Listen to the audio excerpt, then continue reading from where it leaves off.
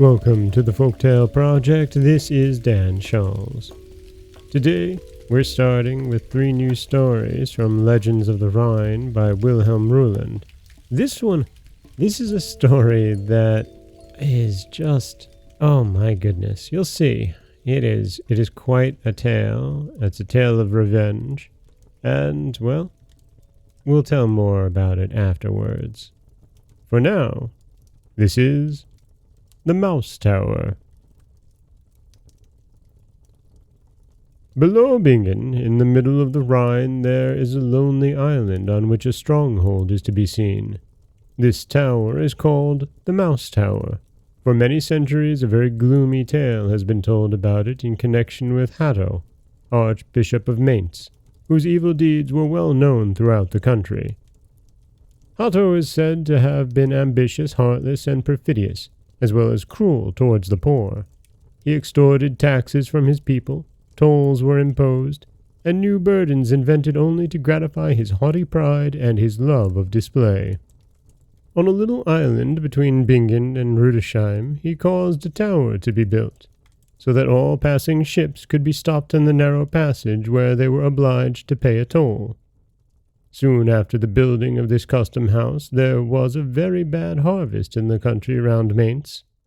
Drought had parched the fields, and the little seed remaining had been destroyed by hail. The scarcity was felt all the more because the bishop had bought up all the stores of corn that were left from the year before, and had stored them up safely in his granaries. A terrible famine now threatened the land, spreading misery among the poor. The unhappy people implored the cruel bishop to lower the price of the corn in his storehouse, which he wished to sell at such exorbitant prices that his subjects could not buy it. All their petitions were in vain. His advisers besought him to have pity on the deplorable condition of the poor, but Hatto remained unmoved. When cries of distress and murmuring voices of the exasperated folk were raised against their hard-hearted master, the bishop gave free vent to the wicked thoughts of his soul.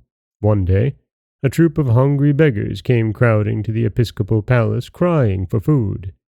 Hatto and his guests were just sitting down to a luxurious banquet. The bishop had been talking to his companions of these wretched people, and had expressed his opinion that it would be a good thing to do away with them altogether in some drastic way. As the ragged mob of men, women, and children, with hollow cheeks and pale faces, threw themselves at his feet, crying for bread, a still more fiendish plan suggested itself. Beckoning to them with hypocritical kindness, he promised them corn, and caused them to be led outside the town to a barn, where each one was to receive as much corn as he wished. The unhappy folk hurried forth, their hearts full of gratitude, but, when they were all in the barn, Hatto ordered the doors to be locked, and the barn to be set on fire. The screams of the poor wretches were heart-rending, and could be heard even in the bishop's palace. But cruel Hatto cried out scornfully to his advisers, "Listen! How the mice are squeaking among the corn! This eternal begging is at an end at last. May the mice bite me if it is not true." But the punishment which heaven sent him was terrible. Thousands of mice came out of the burning barn, made their way to the palace, filled every chamber and corner, and at last attacked the bishop himself. His servants killed them by hundreds, but their numbers seemed only to increase, as did their ferocity also. The bishop was seized with horror, and, anticipating God's punishment, he fled from the town and went on board a boat, hoping to defend himself from his terrible pursuers. But the innumerable hordes swam in legions after him, and when he reached his tower on the island, thinking at last he would be safe there, the mice followed him, gnawing the tower and tearing for themselves an entrance with their sharp teeth, till at last they reached him whom they sought.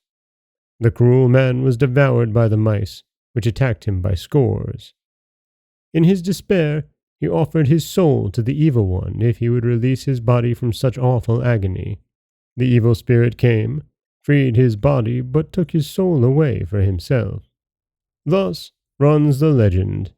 History, however, speaks less severely of Hatto, the imperious prelate.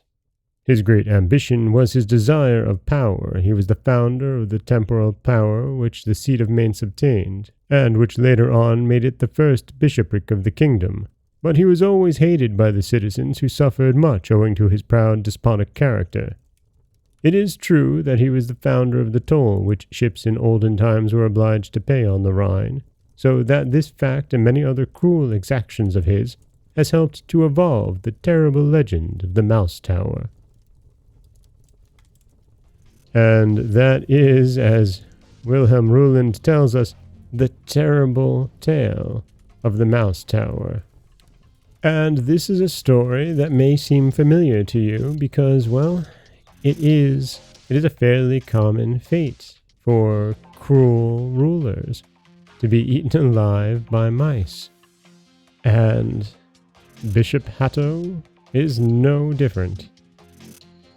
This is Dan Scholz from the Folktale Project. Don't forget that you can subscribe to the podcast on Apple Podcasts, Stitcher, Google Play, Overcast, anywhere you like to get your podcasts.